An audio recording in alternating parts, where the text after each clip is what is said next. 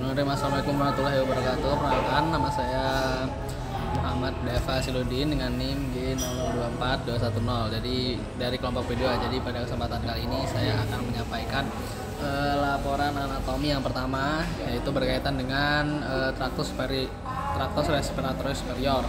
Jadi traktus respiratoris superior itu dimulai dari nasus atau hidung. Jadi hidung sendiri dia itu terdiri dari tiga tulang. Yang pertama ada os nasal, lalu os maksila, juga os frontal.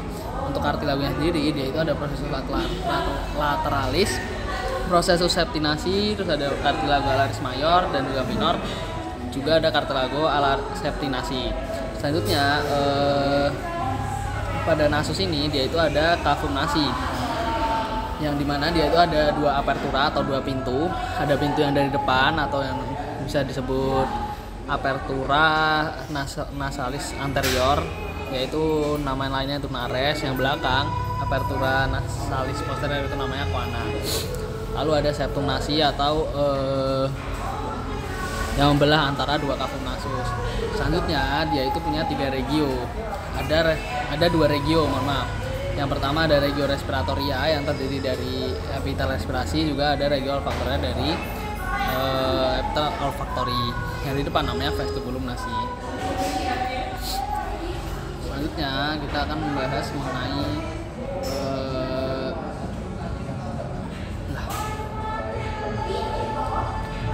bangunan-bangunan yang ada pada nasus. Jadi nasus itu ada dinding lateralnya. Nah, di dinding lateralnya dia itu punya tiga konka atau lengkungan tulang. Ada konka nasalis superior, media, inferior. Nah, konka nasalisnya ini membagi menjadi tiga cavum.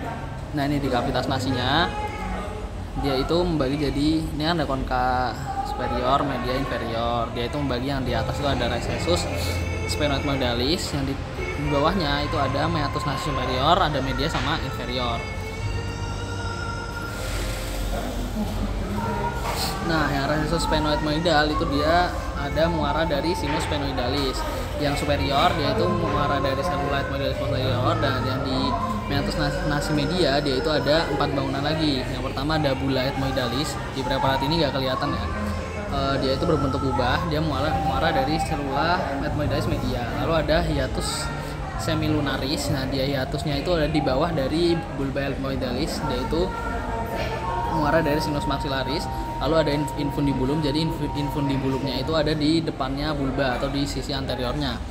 Nah, infundibulumnya ini dia itu muara dari sinus frontalis dan cellula ethmoidalis anterior. Selanjutnya ya ada processus inclinatus, dia itu adalah batas bawah hiatus semilunaris. Selanjutnya pada meatus nasi inferior. Nah, meatus nasi inferior ini dia itu muara dari ductus nasolacrimalis, yang dimana dia itu mengalirkan air mata dari saccus conjunctivalis oculi. Ductus tersebut berawal dari ujung inferior saccus lacrimalis pada dinding anteromedial orbita. Selanjutnya kita membahas mengenai faring. Jadi faring sendiri dia itu akan dibagi lagi menjadi 3, ada nasofaring, orofaring, dan juga laryngofaring di bawah. Nah, yang nasofaring dia itu letak skeletopisnya itu ada di VC 1 sampai 2. Kalau yang orofaring itu di VC 2 sampai 3, kalau laryngofaring itu dari VC 3 sampai VC 5. Nah, di nasofaring dia itu terdapat coana dan optae. Optae itu ini nih. Itu optae. Nah, optae itu adalah ostium pharyngeum tuba auditivi eustachii. Dia adalah pintu masuk tuba auditiva atau tuba eustachii yang menghubungkan nasofaring dengan kavitas simpanika telinga. Lalu dia juga ada tonsilla pharyngea. Nah, ini tonsilla pharyngea, yang dimana dia itu adalah letaknya di dinding posterior nasofaring. Dia adalah pembesaran dari tonsilla pharyngea. Kalau dia terjadi pembesaran namanya itu hipertrofi adenoid. Lalu ada torus tubarius di sini.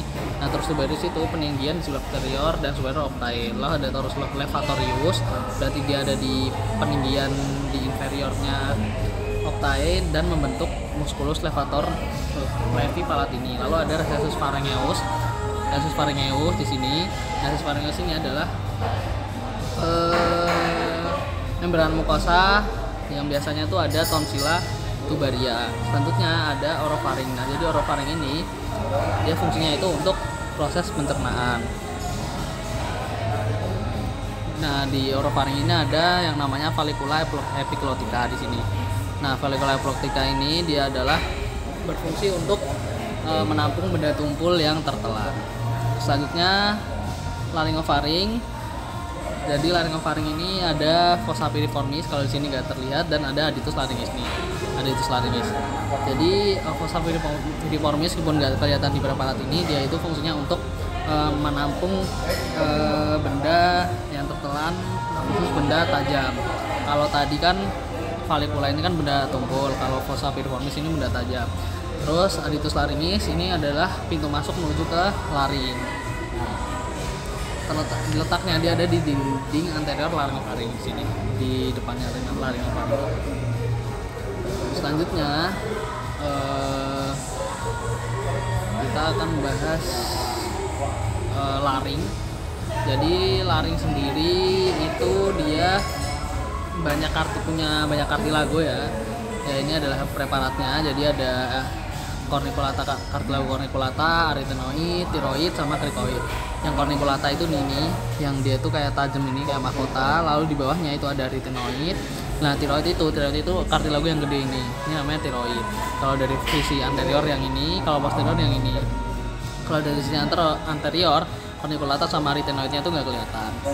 Terus ada vokal ligamen ini. Terus ada cricoid cartilago kalau dari posterior ini yang kecil ini, kalau di belakang dia lumayan besar yang ini. Sudah, selanjutnya ada cavitas laryngis. Jadi cavitas laryngis itu dia memiliki bangunan penting. Yang pertama mungkin ada plica vestibularis atau pita suara palsu.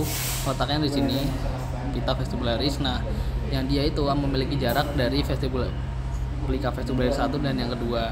Yang nama jaraknya itu adalah 5 vestibularis. Lalu ada plica vocalis atau pita suara asli ini. Nah, jaraknya antar kedua plikanya itu namanya adalah rima glottidis. Lalu ada juga ventriculus laryngis di sini. Dan ada corniculata tuberculum, yaitu di sini. Baik, cukup penjelasan saya mengenai tractus respirator superior. Terima kasih.